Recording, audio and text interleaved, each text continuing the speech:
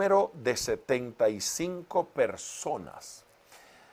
Así descendió Jacob a Egipto, donde murió él, y también nuestros padres, los cuales fueron trasladados a Siquem y puestos en el sepulcro que a precio de dinero compró Abraham de los hijos de Amor en Siquem. Pero cuando se acercaba el tiempo de la promesa que Dios había jurado a Abraham, el pueblo creció y se multiplicó en Egipto. Observe usted que han pasado 430 años aproximadamente.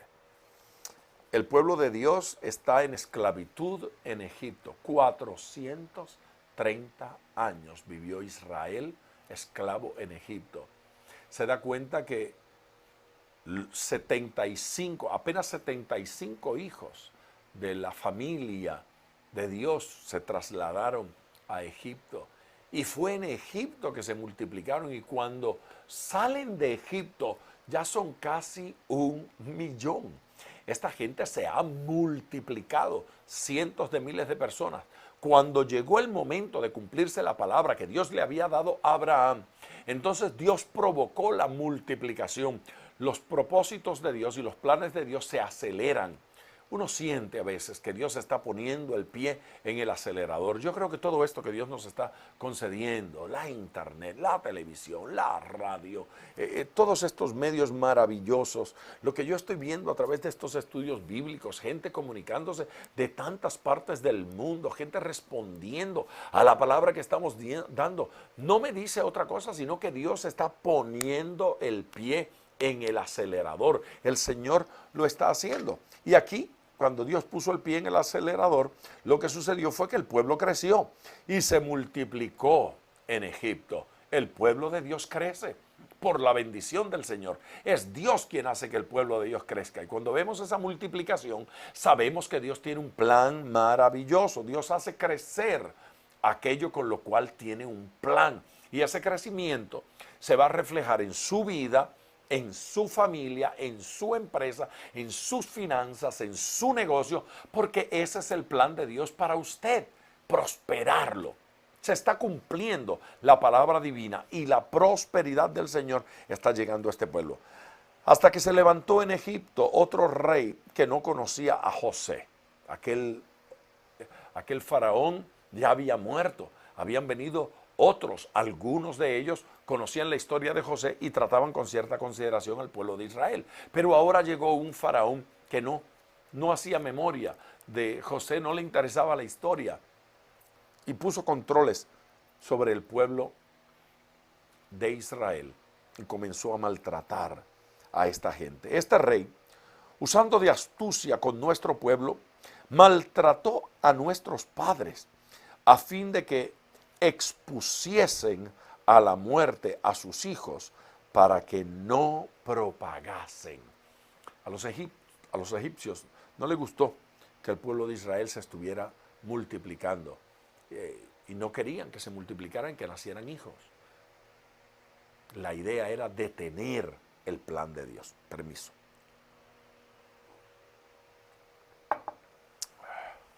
Versículo 20. En aquel mismo tiempo nació Moisés, en el tiempo en que estaban asesinando los niños, quitándoselos a los padres para matarlos. Y fue agradable a Dios y fue criado 3 meses en casa de su padre. Pero siendo expuesto a la muerte la hija de Faraón, le recogió y le crió como a hijo suyo. Usted recuerda la historia, pusieron una canasta, lo echaron río abajo para que Dios cuidara de él. La hija de Faraón tuvo el atino de recogerlo, de rescatarlo. Y fue enseñado Moisés en toda la sabiduría de los egipcios y era poderoso en sus palabras y obras.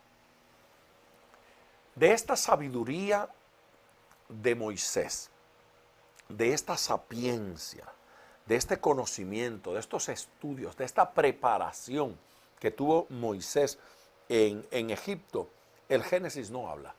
El Génesis no da detalles sobre eso. pero lo menciona el Nuevo Testamento.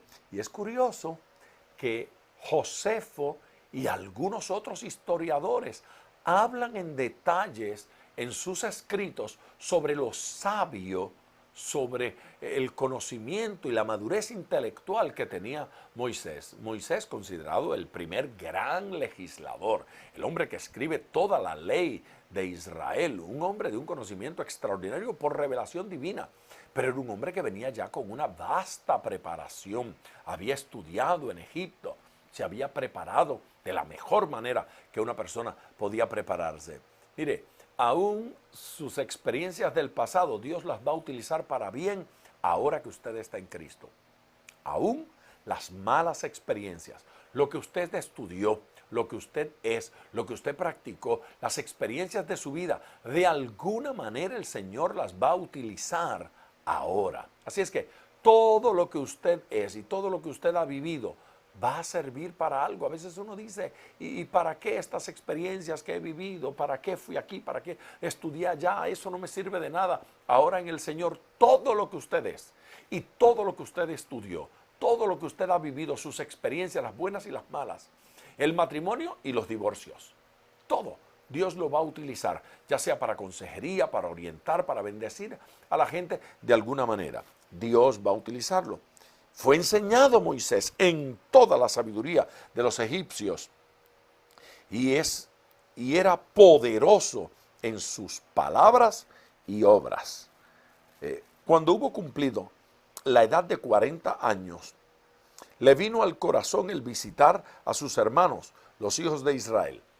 Ahora estamos con el tercer personaje de este capítulo, de este sermón. Y el tercer personaje es Moisés. Estamos con Moisés. Ya vimos a Abraham, ya vimos a José. Ahora estamos con Moisés. Estamos viendo a Moisés en escena. Ya tiene 40 años, decide ir a visitar a sus parientes, a su familia, los israelitas que eran los esclavos. Y al ver a uno que era maltratado, lo defendió e hiriendo al egipcio, que era quien maltrataba al judío, vengó al oprimido. Pero eso le trajo problemas. Pero él pensaba que sus hermanos nos comprendían. Pero él pensaba que sus hermanos nos comprendían. Que Dios les daría libertad por mano suya, mas ellos no lo habían entendido así. Sus hermanos comprendían, él creía que comprendían, pero no lo comprendían.